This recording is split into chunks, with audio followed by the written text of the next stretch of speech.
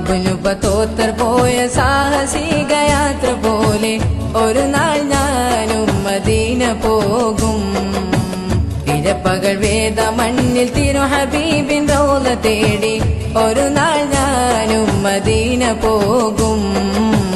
തടയരുതെന്നെ പാവി എന്ന പേരിൽ തങ്ങളെ, തടയണ തീർത്ത് തകർക്കല്ല എനിക്കിനാക്കളെ. പറയാൻ അർഹതയില്ലെന്നറിയാമെങ്കിലും, പറയാൻ അർഹതയില്ലെന്നറിയാമെങ്കിലും പല നാളായി കൊതിച്ചൊരാഗ്രഹമാം തിങ്കളെ.